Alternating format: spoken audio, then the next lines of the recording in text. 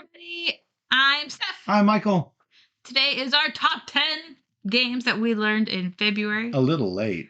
A little late. Because it's already, March 19th? Don't talk about that. It's fine. Everything's fine. It was just a few weeks ago, right? That's right. Michael's forgotten all the games he's about to talk about. What game? Exactly.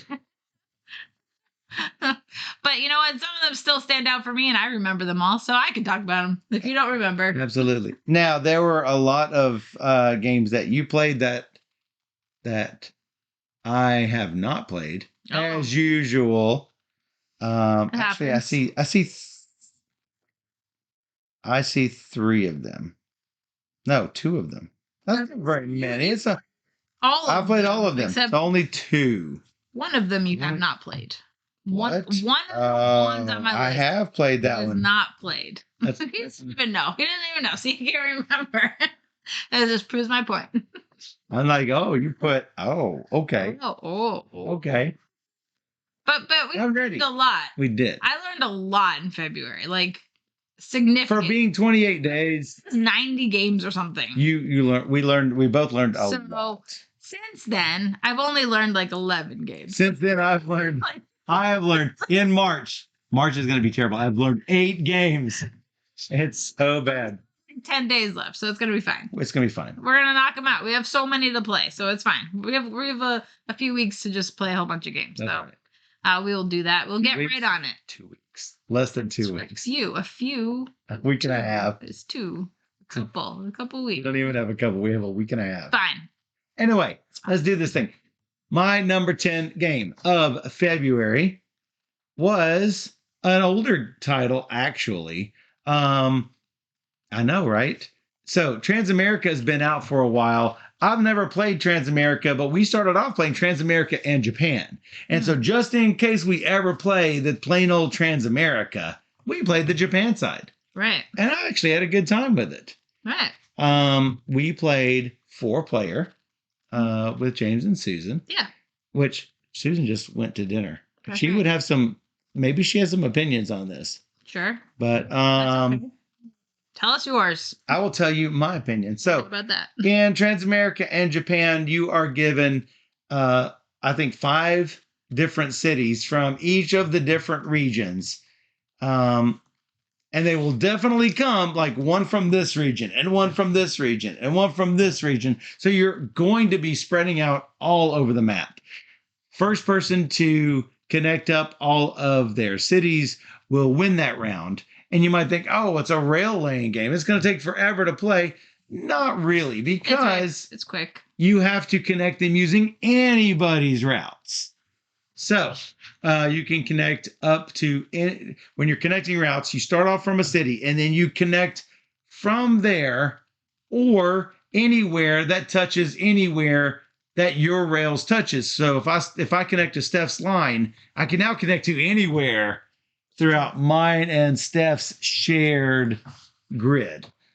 And it costs different number of action points to build into certain areas or over water or whatever. And you're just trying to race. And it turns out that generally, if you are not the person who closes it off, you're at least somewhat close. And that's how you end up getting points or losing points, is by being further and further away from your rail system. So you want to try to build to places where you are, but not everybody else is. Do that yourself and then piggyback on somebody else. I liked it a heck of a lot more than I thought I was going to. And I'm like, whatever. And you're like, whatever. It's not a game for me. That's all. I don't really get the appeal.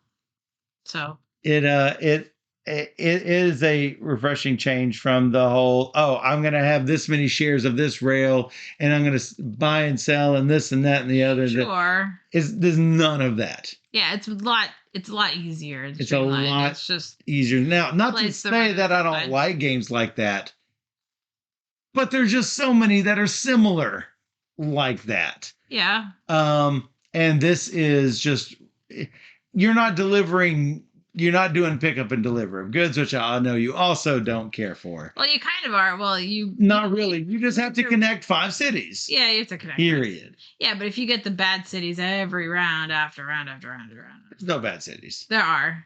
Yeah, there are.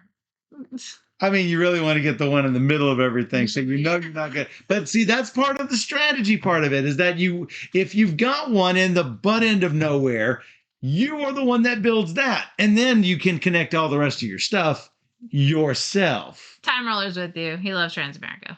Yes. Had it forever. Exactly. Play America. We played the Japan map. It's still the same game. Am I right? Same idea, yeah. So I'm just saying. Anyway, it was good enough to make my top 10 in a very crowded month. Yeah. We'll just say that. I mean, that's pretty good. So TransAmerica and Japan from Group SNE, and I hope that it gets, wider, sort of release, because I enjoyed it. Yeah. Cool. My number 10 was Goblin Vaults. With or without vexation is the question. We should probably answer that. Vexation is the one where there is, if I remember correctly, it's where you can do a line that is just yours. And I don't think we played with vexation, but I would like to do so at some point. No, didn't we play with that? No. We talked about it. I remember talking about it. No, we did not play with vexation, but I think that would make it even better. If I'm trying to keep people out of my zone, they have to build around my vexation lines, and so I think that makes it even better. Okay, can I go? Yes, I was still doing the previous one. Yeah, okay. Still doing the previous one. All right, my number 10 is Goblin Vault, as I just said. From Thunderworks. From Thunderworks, and it's a bidding game to get cards into your tableau. So you're trying to place them specifically in your tableau to score bonus points. So there's ways to score these cards, and that will change every game.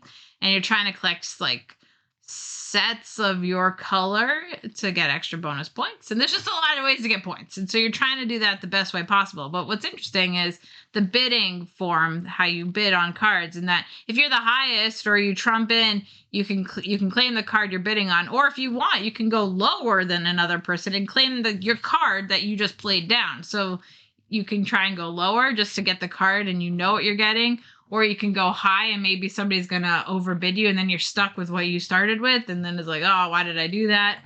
And so there's a little bit of choice in how you go about getting your cards into your display. And so it's a little puzzly, and it plays out pretty quickly, like 30, 40 minutes. But sometimes you're not particularly sure that you are going to get your card back. If you do place one that you want to get back, you've got to actually pay a coin. That's true. To get it. You might not have that coin. So, exactly. In which case, coins are precious. They're also points. Yeah. And so, you have to be sure about what you want. Exactly. And did not make my list. Nope. But I think it's a solid card game, and I really like card games. So I'm glad that they're still coming out with more card games. So maybe more people will get into card games because of it. Yep. So Goblin Vaults from Thunderworks. My number 10. All right. Now I give you time to answer the chat. Nope, no chat on that one. I actually had chat. Okay. My number 9 is Moesteiro from Pythagoras. So Pythagoras does all of these fantastic games that have some sort of connection to Portugal. And Moesteiro is building the monastery in this little village. And I like, there's a couple of different tracks that you can push yourself up on, either the building track or the workers track. Oh, hey, we've got a raid from Foster the Meeple, rating with 23 viewers. Hey, everybody. What are y'all playing? We're doing our top 10 of February 2023. We're a little late. That's right. And so right now we're on our number 9 game. Michael's talking about Moesteiro. Moesteiro. And it is It is definitely worker placement. You're going to place your workers in these different areas, and then you're going to resolve the areas, I guess, from the top right of the board, going around to all the way down to the bottom, and then up the left side, and building pieces of the monastery. And you're having to go to the quarry and collect rock, or build columns, or what are the little extra pieces that are on top? I can't remember the name of them, but you're trying to collect all of these things, and you don't have to work on the monastery at all. You can work on the village, and that is going to give you bonuses along the way as well.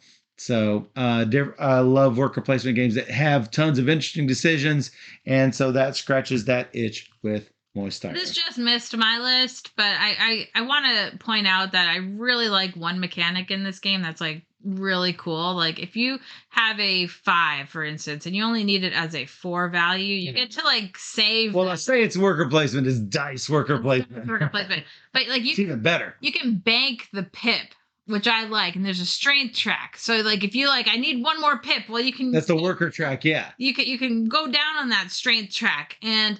And you take that pip and then you get what you want. I think that's like a really clever way. Really it's like clever. Banking your pips for your dice. And I really like that. If you don't want the die at all, you can go 2 spaces on the worker track. Or if you give up any number of pips, even 1, you go up 1 spot on the track, which I think is great. Yeah. Yeah. It's like super cool. Yeah. So I'm glad that it made your list. Absolutely. So that was your number 9. Legends met awesome people at Dice Tower with. I know. I saw Legends at Dice. I saw those pictures you had, and that looked like so much fun. So I'm glad you guys had a lot of fun over at the Dice Tower West convention. And we can't go because it's on the same day as our local con. Yeah. Tennessee Game Days. So. Yep. Your number 9. My number 9 is The Great Split. From Horrible Guild. From Horrible Guild, exactly. And this game is an I Split You Choose. And it's done really elegantly. And what I like about it is you're looking at these cards and you're like, okay, you know you're getting back half of it. So you have to try and split it so you're going to be fine either way. As you do with I Split You Choose. You do. And then I love that. But what's clever and what makes me happy is that you always get to boost one track of your choice. Yep. And I Split You Choose game with a ton of tracks. Yeah, I love the tracks. You're working up your tracks, and you're gonna have different scorings throughout the game and at the end of the game. So you're trying to balance all of the tracks, but you're always gonna get to go up one track of your choice. So you're not gonna get totally, screwed over, hosed, whatever you want to say. You're gonna get to do that one little special action each time, and it's just a feel-good moment in the game, and I like that they included that. They didn't have to include that, but, why not? I mean, when you play test it and it works, so sometimes it breaks the game, because here's the catch. Sure. With games that you design, do not give your players everything they want. No, but I like that. But except if everyone has it, it sometimes breaks the game. In the Great Split, it does not break the game. It does give you that one extra little bit that if you're trying to push on a certain track, you can't get totally shut out. Yeah. You're going to get that one push on any one track. Yeah. So. And that makes me happy. That one little thing it makes me happy. But the whole game makes me happy because you're moving up tracks. Whether or not there's a whole lot of replay game after game after game, I think it might get a little similar. I don't know. I think I want to try it. I want to try to play it over and over. I played it like 3 or 4 times right now, and I played it with a full 7-player count, and it was a lot of fun. Oh, really? I have not done it at 7. It was crazy. Yeah, so we did that, and I had a great time, and it's easy. It's easy to get people into it because you explain the tracks and then you go, and so it's a lot of fun. One concern I have with it is always passing to someone. And that you can't interact with the people around the table, which is my complaint with Seven Wonders. However, I love games that have I Split You Choose, and I love games with tracks. I mean, to be that way because of the way the it- cards are working around the It table. does, because what happens So- is they do end up working around the table. So yeah. Right. I mean, there comes a time where you're like, I might not see any blue gems. And Right. You, Well, here's- you just might not. So here's the catch with the great split, is that the cards you have are the cards you're keeping for next round. Yeah. That is something that doesn't usually happen with I Split You Exactly. Choose I games. really like that. And you get more cards, and you can discard some cards, but your cards are still your cards. The same cards that you just collected. Exactly. And so It's clever. I think it's really clever. it might show up on my list. Yeah. Maybe. Bree says, I played it with 7 and it was great. I agree. Exactly. And then Time Roller posted the 100 by 100 challenge. Join that if you just rated in and want to be a part of our community challenge. That would be Right. a lot And it's of fun. not just this channel's community, it's the Twitch board gaming community. Yeah. Anyone can join in with this. And yeah, it started here, and yeah, we manage it and run it, but it's everybody's. If we do it, it's as a full Twitch community. Yeah. Legend says, I'm scared to keep watching because I know I'm buying something. That's what happened. I think Legends has little asterisks next to several games in his collection. That's like, this is Steph's fault, and this is Steph's fault, and this is Steph's fault. Time So, Roller does. oh yeah, for sure. But yeah, so I really like the Great Split. I think it's a great game. So now we're on your number 8. My number 8. So, did you? I think you introduced the timeline or the Cardline series. You have introduced several of those different games to me, and They're cute little boxes. yeah, they're small little Cardline. box sets. So, Steph picked up Cardline Animals at Tantrum Con. Yeah. And we played it, and it was super fun. This and- is hands down my favorite Cardline. It was still in February, just barely, because Tantrum in At February. the end of the month. Yeah. From Bombix, yeah, I highly recommend any of those Cardline series. Now, the reason why Steph enjoys Cardline Animals is because They're it no has dates. things that she actually knows, like what is it, the size, what is it, size, Weight. lifespan, and weight. I think those are the 3. Yeah, and metrics. so But it's, or at least it's something that she can, average. I feel like I'm on the same level as a lot of people. Right. It's like, you don't have to be a history major, for example. It's like, hey, when was this cathedral built? And Steph was like, And Dad's like, I'm like, none of this stuff. But you don't need to know dates with this, and that's like huge for me. I'm like, I'm so bad. I'm like, it was probably somewhere like that time. but it's like, Oh, a fox is only 17 pounds. What are you getting? Why? But no, it's really a lot of fun trying to get cards in order and try to go out. I think Drew killed it on this. Who? I think I won both of them. I don't. Hold on. Let's find out. We played twice. Let's find out who won this, because it was not Shelby, that long sounds like ago. in that type of situation, I would just be out. Drew won the first one, and you won the second. I told you Drew won. I told you I won.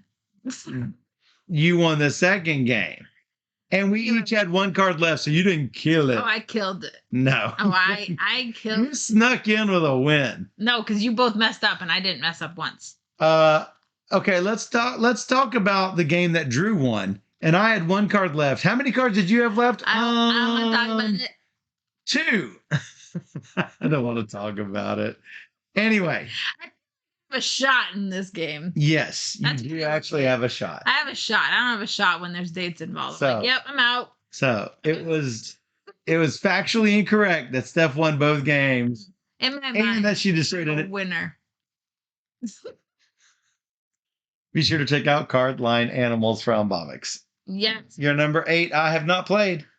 Oh, I'm not ready. Wait Wait a minute. Oh, You have a job to do. wait for it. Okay. Wait for it. How about this? It is Oh, I bet I know this. ready, set, bet. That's why I bet I know it. He bet it. I bet it from AEG. from AEG. I've not played it. This one I think you'll like. Sure, because With Scott Ferris, pimped out cop. what? Okay, so for those who don't know the game, Scott, bring it to it's a real-time betting Niagara. game where you are betting on horses. Now, there's an app for this. You don't need to have the app. You can have somebody actually roll dice and move horses. No, take the app. I mean, the app is like way better. Does that sound? Yeah. Oh yeah. You know, it's telling you all like. Yeah, definitely the app. Yeah. And so Scott Ferry has this big like iPad like.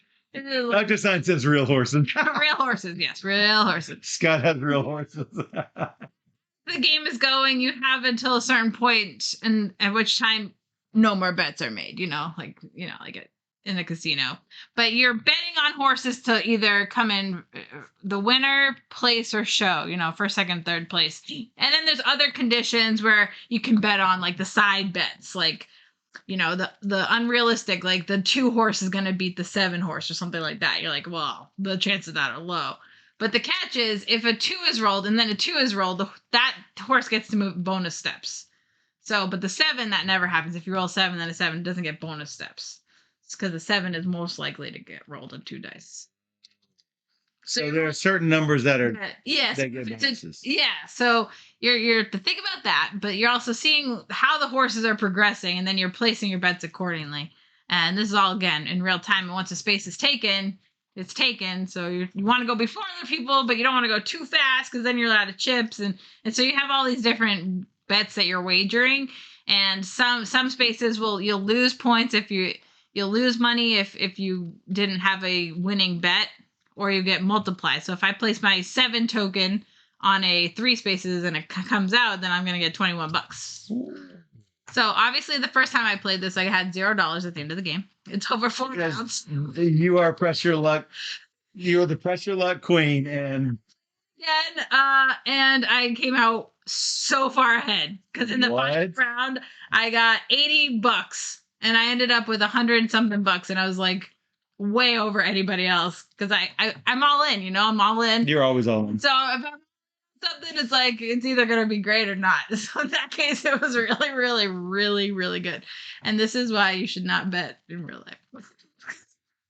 Mace couldn't believe that he had found a copy at FLGS and can't wait to get it to the table. I highly recommend it. Put it on an iPad, and then you have the big iPad standing right there so everybody can see. And we played, I think, 10 people or something. I don't know. Like, it was like a ton of people at the table throwing down tokens. And, the first game I played with like 8 people. So this is a party game where you're just like as the game goes on, you're going to get different abilities. So everybody has different things going on. Yeah, I'm going to like it. Oh, I know. It's cool. It's cool. But you can't take it seriously also. You can't like get angry if something, like it's a fun game. It's not what he said, ready, get bent. Yeah. Like, you can't be like that's a good, nothing left. It is a party game. So you just have fun with it. You just gotta roll with it. Yeah. So I can see this being a lot of fun when you get to get absolutely to play it. Legend's got a signed copy. Ooh, fancy. So we don't have it, do we? No. Then how are we gonna get it? I mean, AEG just sent us some games. Why did they not send us this? I know. We should. I mean, yeah. You need to call their people. I call my people having called their people. Okay, all the people being called. Yes. So are you doing my number 7 or your number 7? That's your number 7 is next. Oh, you mean Mysterium Park? That's from right. Libelude. So, I bet you're surprised that I actually have this on my. Literally surprised. So, Mysterium Park is sort of like Mysterium, but simpler.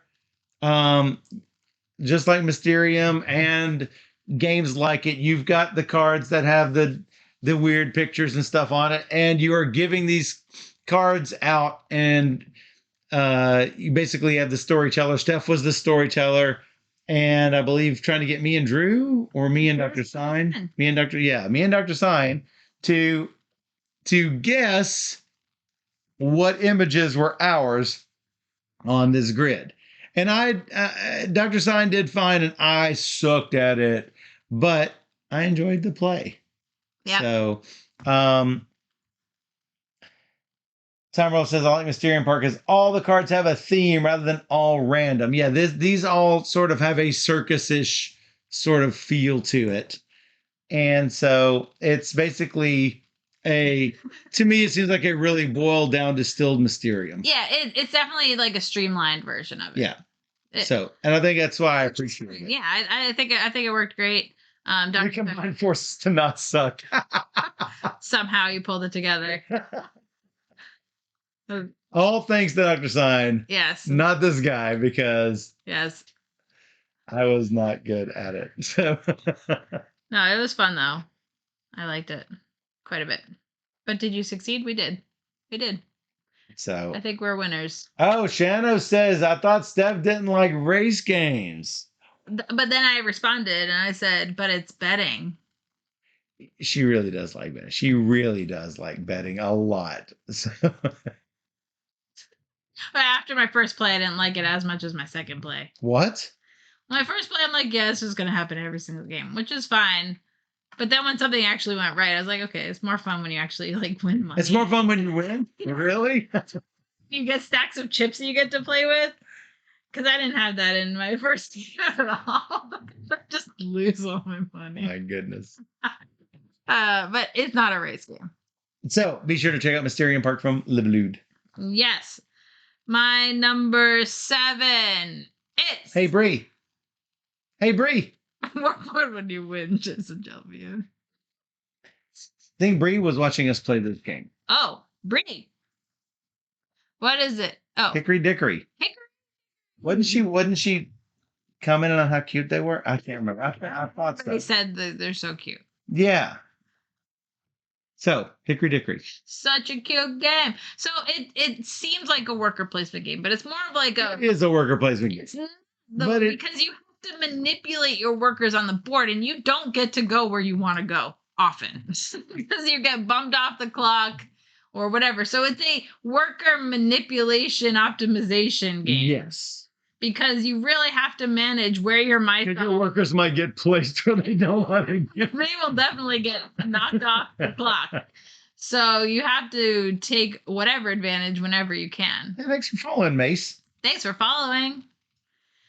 So super cute game. You know, and it's a set collection type of game where you're trying to get these goods on your mice so you can deliver them into your holding area. I don't know. And then try to deliver them all at once. And so you have to manage your mice to meet up at the right time so you can optimize what you're delivering. And it's interesting, and it's really hard to do well and do what you want. But I can respect it. I like that the mice have different abilities too. That too. You got the fat mouse that can carry a bunch, but you got the little mouse that can squeeze in, but he really can't carry a lot, and he can teleport all around because he's super fast. Right. So, it's cute. I like the personality of this game quite a bit. So for sure. So yeah, Jelfia says, "Oh, I remember you playing this game." Timer says it's sort of closer to Zolkin. So it's not as complicated. You can't really bump people off. You can't bump the people gear. off gear. Like you can bump them off of but yeah, I see what he's saying with like you wait until the right position and then activate. Yeah, so I can understand that comparison, but it's not as. I don't want to say not as deep, but in a way, because there's a lot more going on in Zolkin with all. Speaking of which, you have a beautiful Zolkin set. I love Zolkin. That's a great game. Where's your set? Yeah, I'll have to show everybody those gears. Play it on stream. Maybe so, because we have not played that on stream. It's true. Splitty says that you don't like games that you can't win. It's not true. Confirmed. I just like to have a chance. And then Reddy said, bet I don't have a chance. What you do? Apparently, if I hit mid. My goodness. So. It's just something I didn't think I would ever. It's a game I never thought I'd win. I should just retire now from that game. Be sure to check out Hickory Dickory from Plaid Hat Games. Yes, do that. Your number 6. My number 6 is a game that we also played at Tantrum. Yeah. So a lot of these are coming up. We'll play this one on stream for sure. And yeah, because I see it sitting right over there in our stream stack. Your Best Life from WizKids. This is rather unique, and I like unique games. So in Your Best Life, you've got various tracks that you're working up, and I do enjoy tracks. And we flip up some cards, and then I should say this to start off.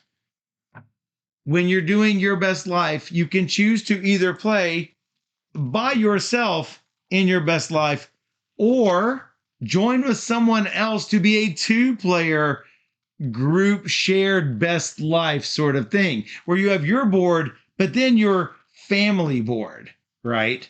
Where you're trying to work together on the family board. And it's really cool how you could choose to be a single player or a pair of players, and you're not really set back either way. So, hey, thanks for subscribing, Jelfie. I just saw that. Yeah. Anyway, flip up some cards, and then we all choose what we want, which one, groups of these icons on these cards that we want to activate.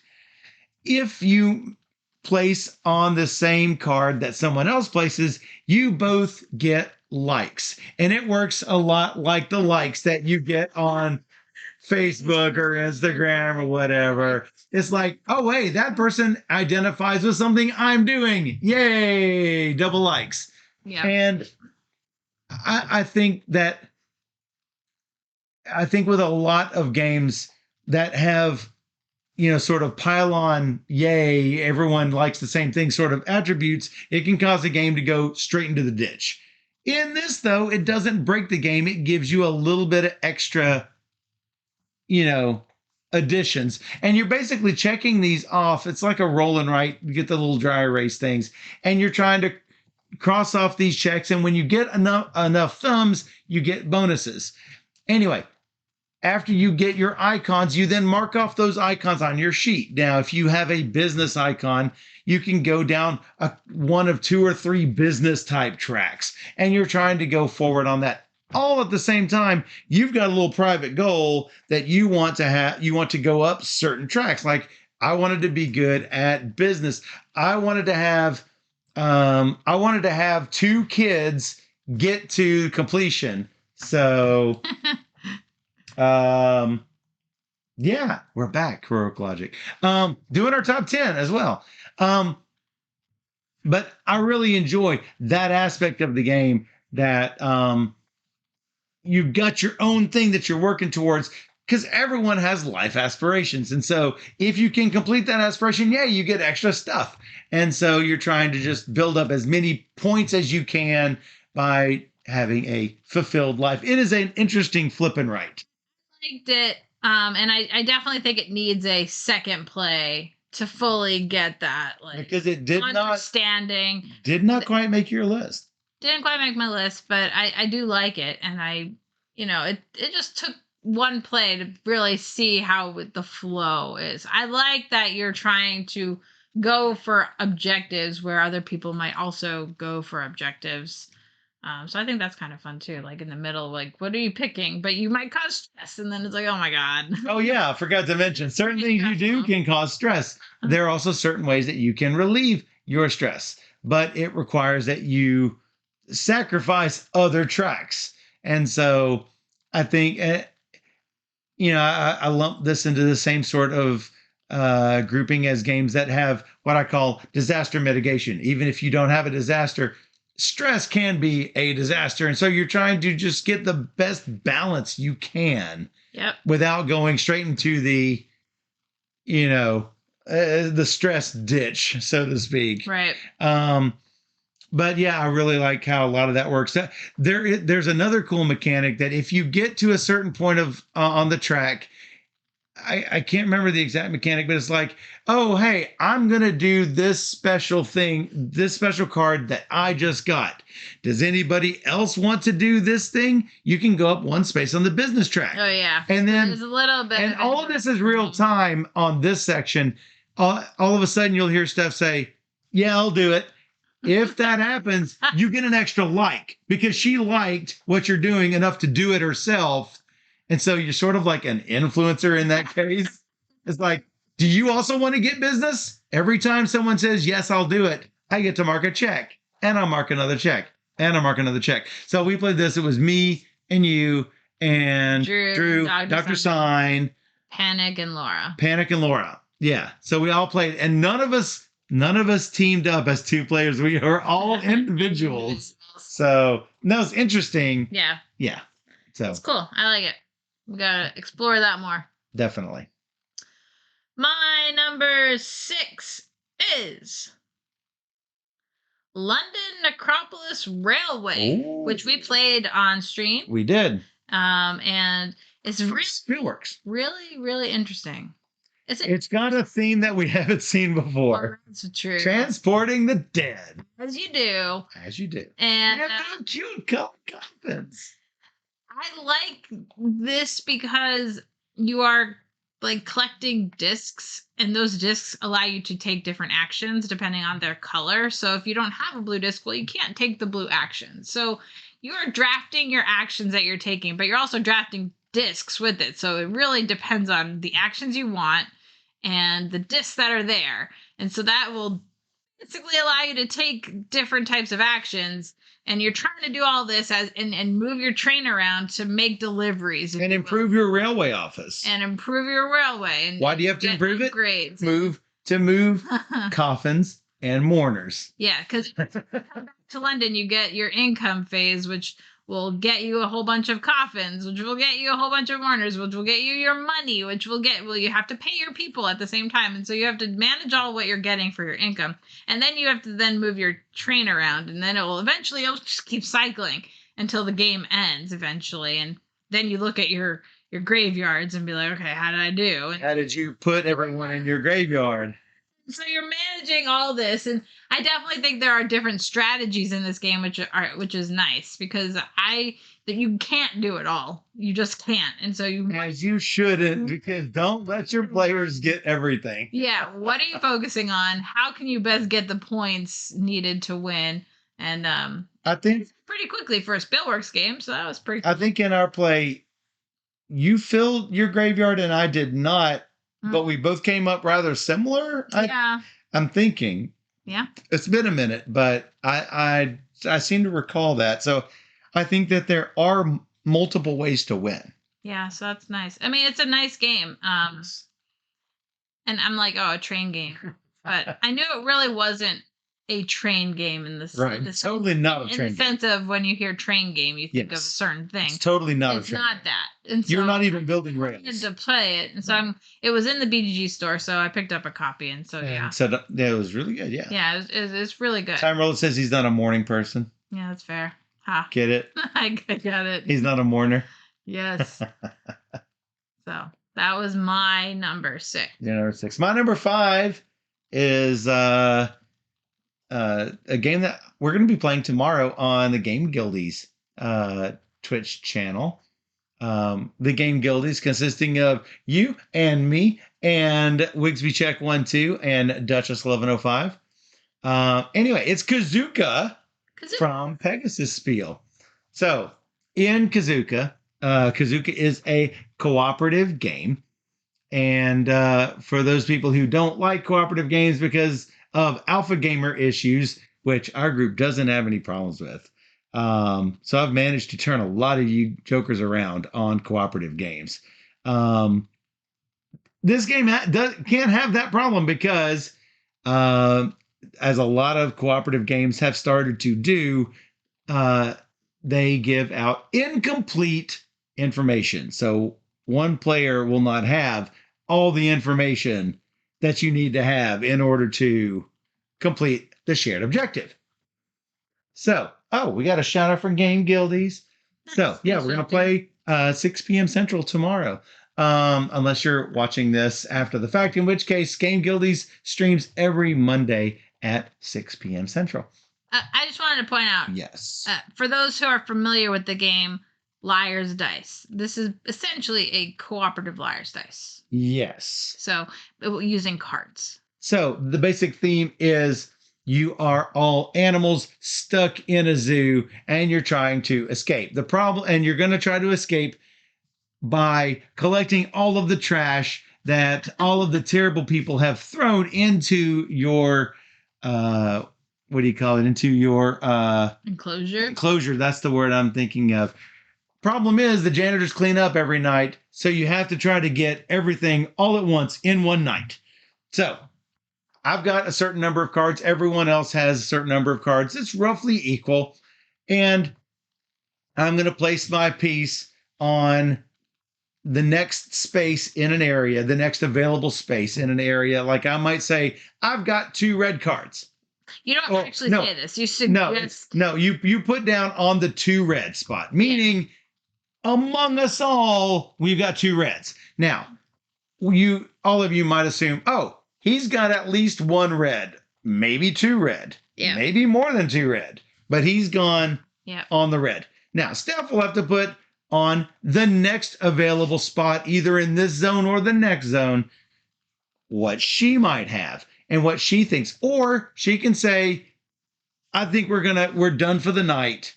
And I think we have at least 2 red cards, going with what my last bid was. Now, that's her only 2 options, is what I last said or propose a bid of her own. And it's not always going to be a higher number, because it might say 1 popcorn, which popcorn are harder to get. Right. But it might be 3 blue or something. So the popcorn is increment that way. Yes. So that it is essentially higher. Yes. Because it's less likely or whatever. Yes. It is harder in any case. That's for the farther you go. Now, the farther you go, if you did make the goal that night, you're going to get experience, meaning you learned a little bit from your trash gathering activities. And so the next time, you're going to have more cards in your hand. And you might even have face-up cards that everyone knows. Oh, hey, we've got 2 blues in the face-up area. Oh, maybe we can do blue. And so we try to get better and better and better. And maybe by day 7, we will escape. And if we don't escape by day 7, we get put into a different zoo where we can't escape. Better get out. Better try to escape. Anyway, love cooperative games, and I really love KuZOOkA. Yeah. So surprised it wasn't higher on your list. We've played it. Oh, there's some really good games above KuZOOkA. I do enjoy KuZOOkA, and again, this was a super crowded month. I agree. You and I played a lot of, I think, 90 games. I learned a lot. Yeah. It was a lot. So I also learned a lot. Yeah. Therefore, KuZOOkA being number 5 on the list, there's 4 really good ones at the top of my list. I mean, it's a pretty great game. So. Definitely worth checking out. Your number 5 did not make my list. Nope. But I've played it. It's called Piazza Rabazza. We actually played it on stream. From Zock Zoom Spielen. Yes. Zock is always, they always have different games. And they usually involve maybe dexterity or like they have a game that you have to hear what's going on when you drop a cube in the tower and try and figure out where. So they have like interesting ideas for games that they publish. And this one, I wasn't expecting much because at BGG Con I've heard some murmurs like, oh, this is terrible, this is great or whatever. And I didn't really know much about it. But when we opened the box, we put out the thing, we had to spin the thing, and now the whole board is shaking. And you're like, if you want to see this, check out the video on her channel. Yeah, we had a lot of fun. And it's there. But what you're trying to do is deliver pizza. So it's a dexterity game with this moving building. Magnetic pizza. Deliver this pizza. You have to find the right person who's ordering the pizza, and then you have to like get through the maze that's shaking. And this game is so good. It's a different kind of dexterity game. Super different. Because it's not hard to go. Like if the building is just stopped, it's not hard to get there, right? Right. It's like, oh, okay, but it's you're. And I'm like, what's the challenge in that? But this thing really shakes everything, and the walls are metallic and the pizzas are magnetic, which means you might end up delivering a pizza to the wrong person, which is not a good thing. It could help the other people. Because it could help the other people. So, super fun. I was laughing the whole time I played it. It's a good laugh. This game's a keeper for me. There's nothing like it. There's just nothing like There's this. nothing like this game. And it's different. It's just so much fun. It makes me happy. This game just makes me happy. Yeah. So I was really impressed by it. And It just missed my list. But and it's not gonna be for everybody. But somebody once said to me, "How could you rate a dexterity game a 9?"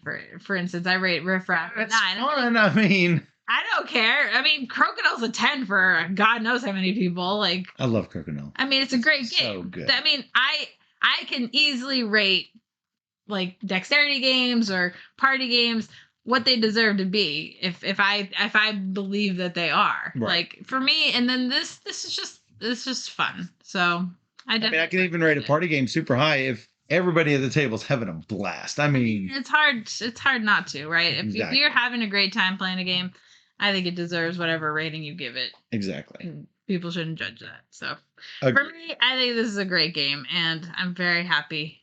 I'm very happy we played it. Yep, absolutely.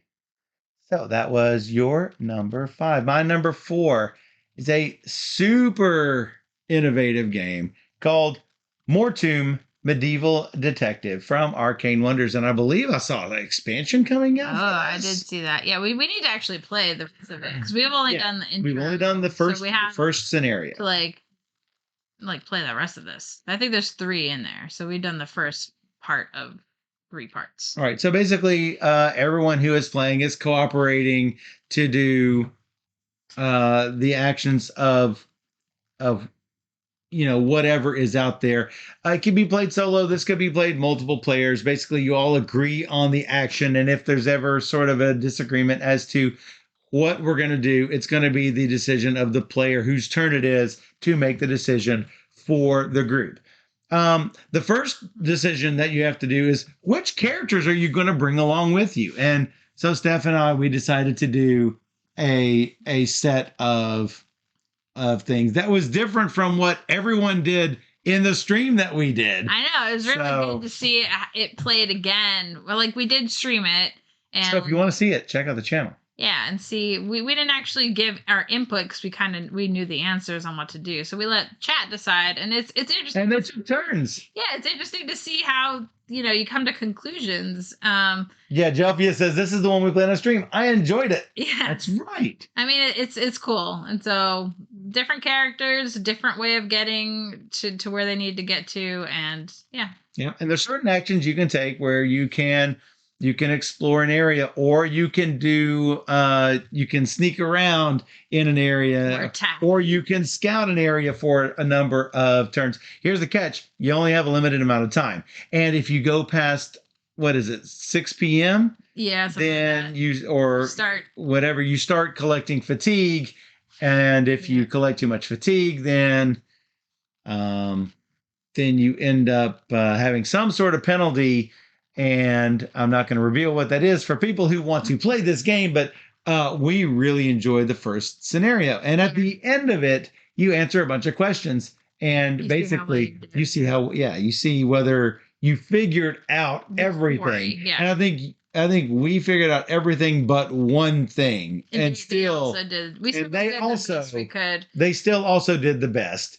And also did not figure out certain bits and pieces of it. Like that, you can get different answers by doing different things. Like I could get, the answer for A in 2 different places, for instance, during what you're actually doing. So like they could have found out an answer going to one place, and we could have found out going somewhere else. And we were suspicious of a couple of people, but we did not visit them. They visited that person, right. And in one case, they didn't get the suspicion down that we did from visiting someone completely different that said, "Oh, hey, this person, you can't really trust them." Yeah. And I'm like, "Oh, yeah." So, yep. Now, I think with a lot of games like this, they do a good job with the story and everything, but then fall short on the questioning.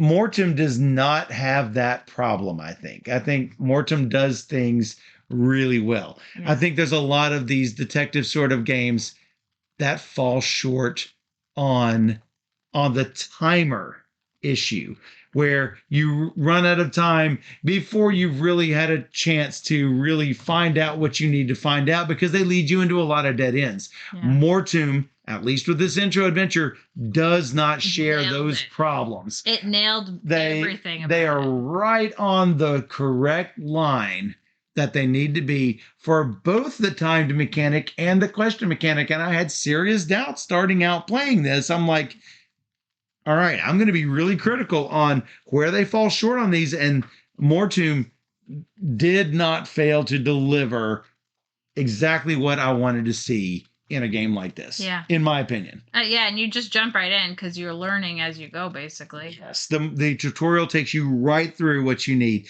If you enjoyed playing it with us on the stream, highly recommend picking this up. There are multiple adventures in the first box. And like I say, when we placed our order, I'm like, wait, I'm seeing an expansion for Mortum.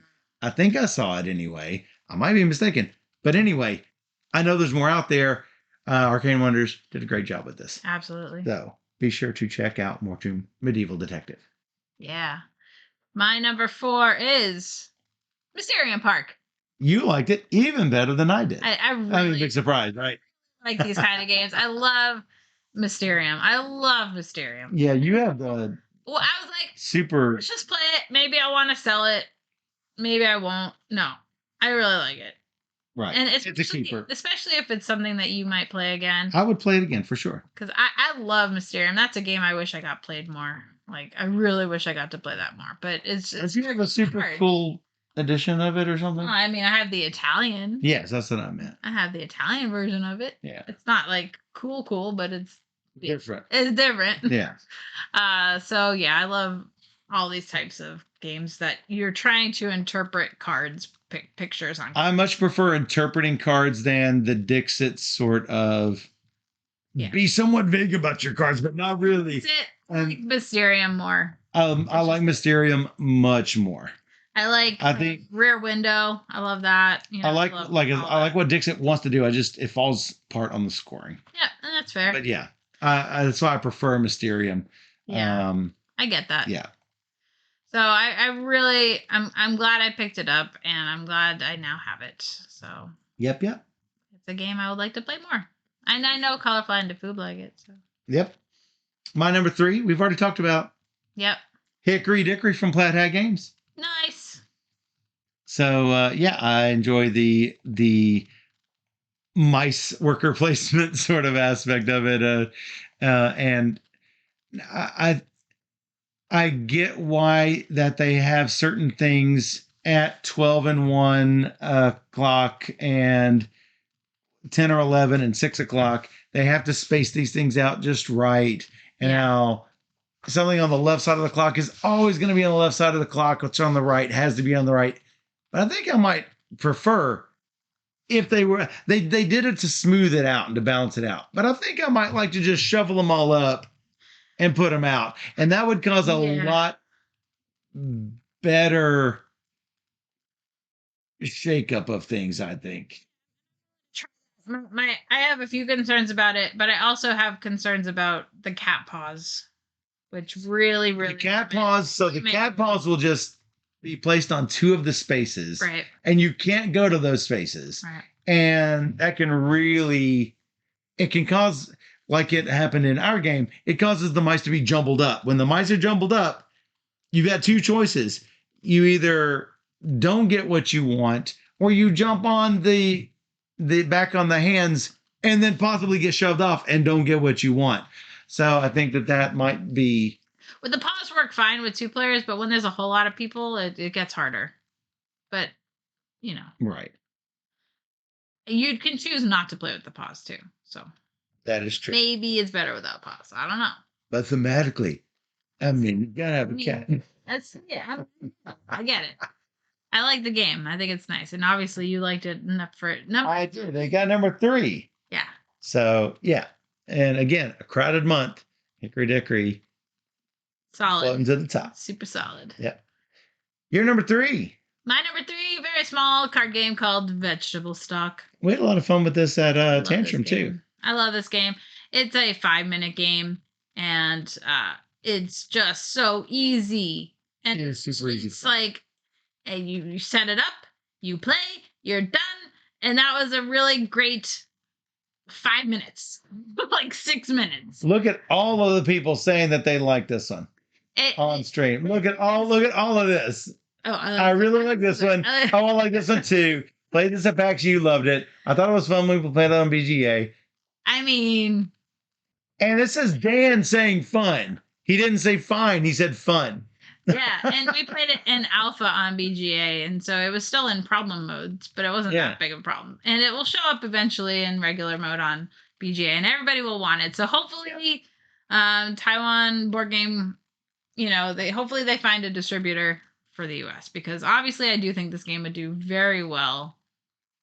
I think a lot of people would enjoy this game. Someone's like, "Is this a knockoff of Point Salad?" I'm like, "No, it's very different from Point Salad. Very different. It's not even close. I mean, it's close in theme, right? With cute little vegetables. That's about it. Yeah. But yeah, you're trying to manipulate the stock market of vegetables. But you push it too much, and you push it too low, go down. So you're collecting these cards. And with that have vegetable pictures on it, and whatever cards left over each round, there's only 6 rounds, so you're collecting 6 cards. Whatever cards is going to manipulate the stocks.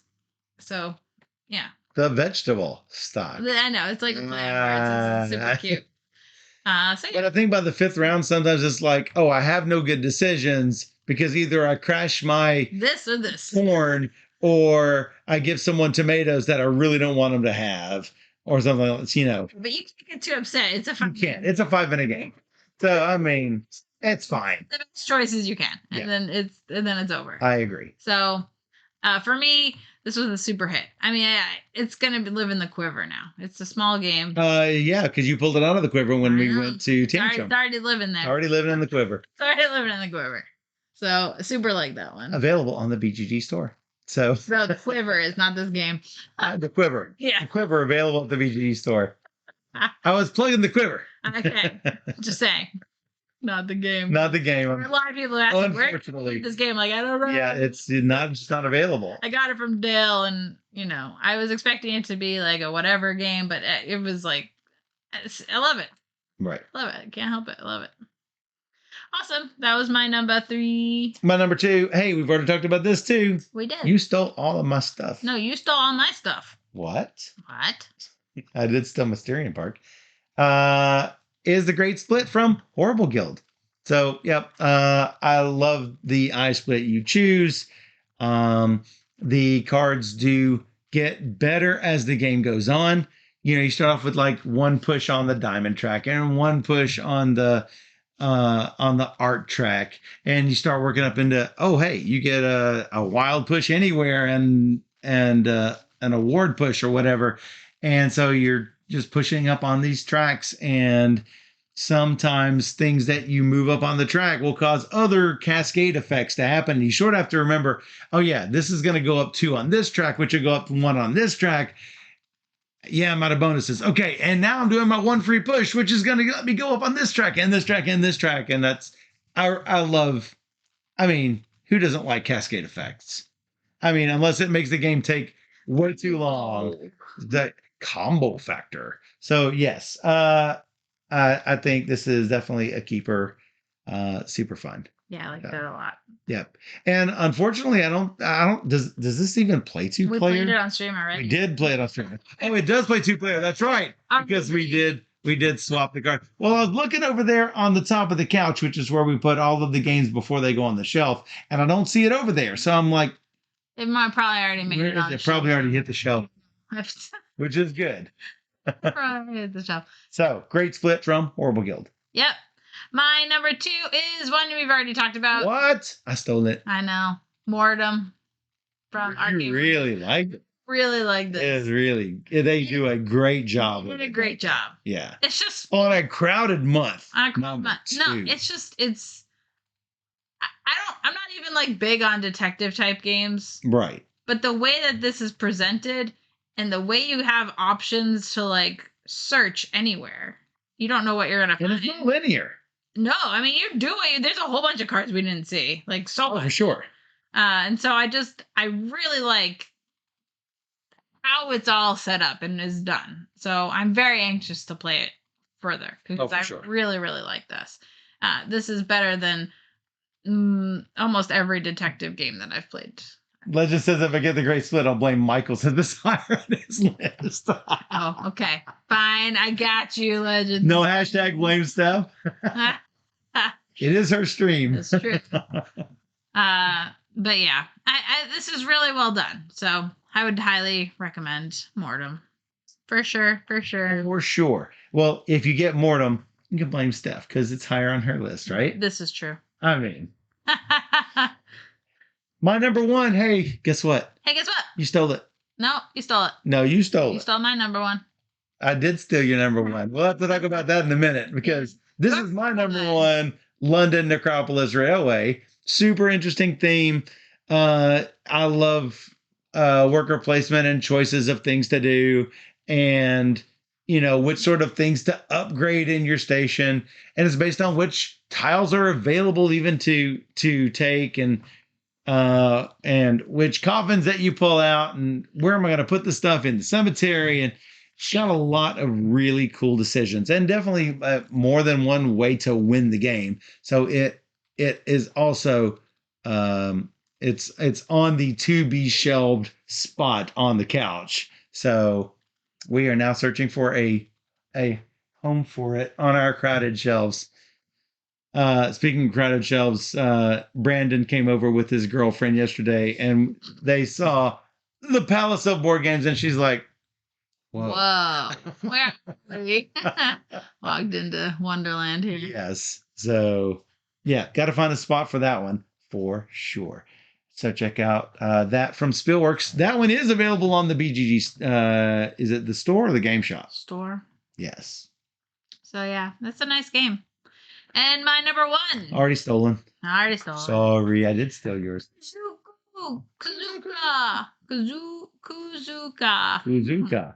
So this is funny that This is before we got KuZOOkA, yeah. before we even located a copy, which we located accidentally, Derek said, hey, I've got an idea to play this game on stream. Who has played it? And we're like, we haven't even heard of it. No.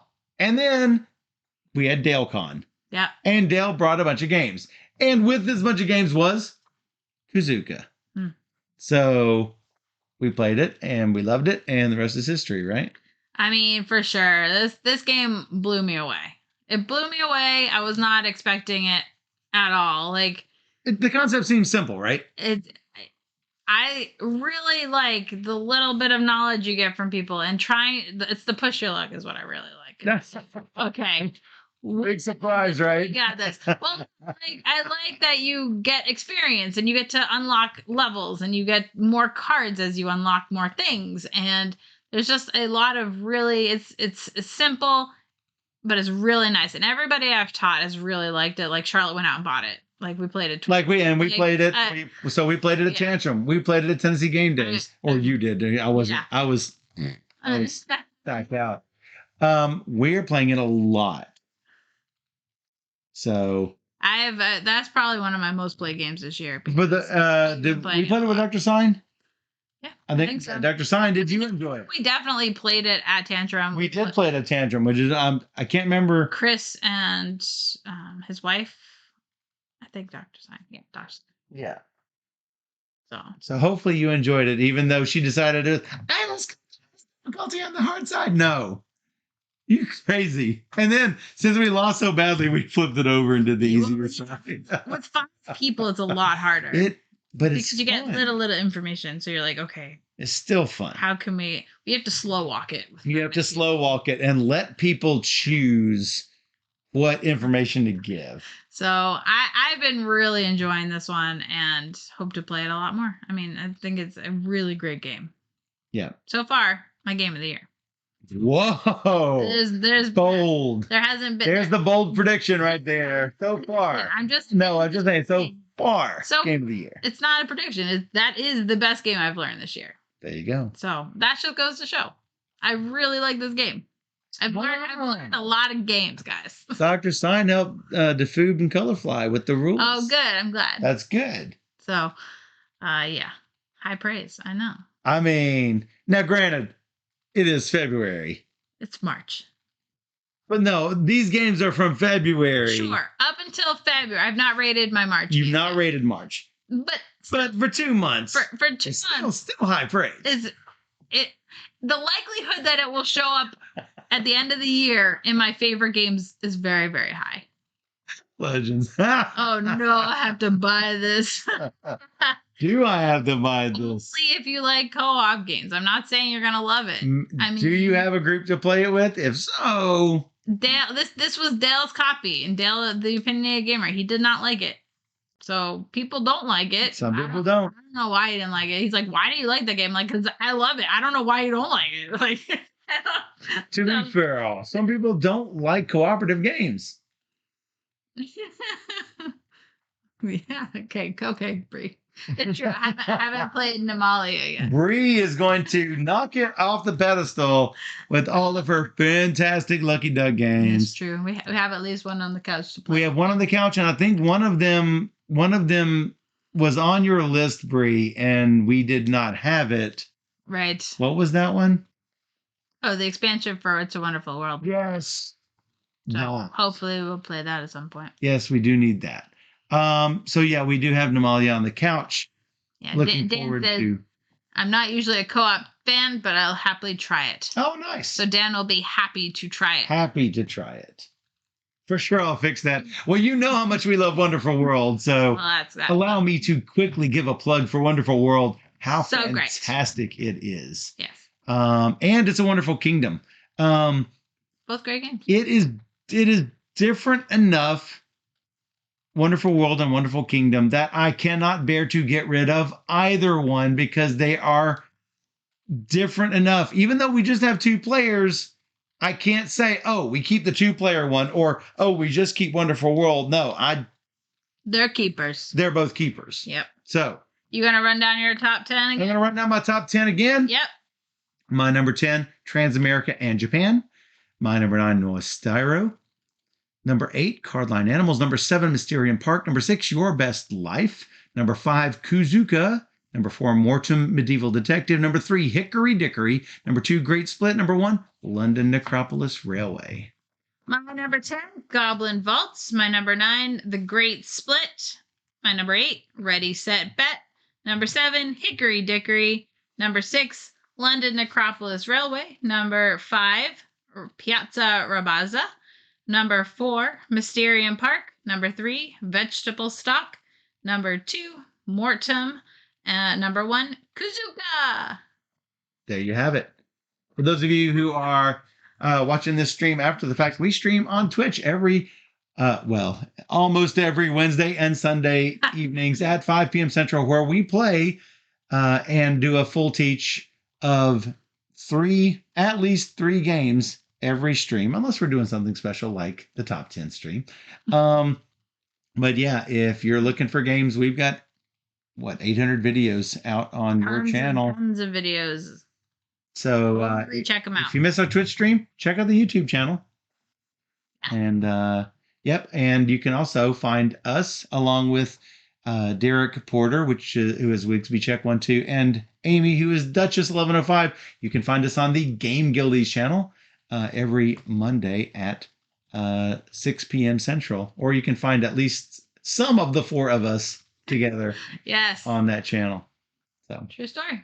Yep. So that was our top 10 of February. Thanks everybody for hanging out and watching that, and buy all the games and then play them. Play all the games. Play all the games. All right, and we will be right back.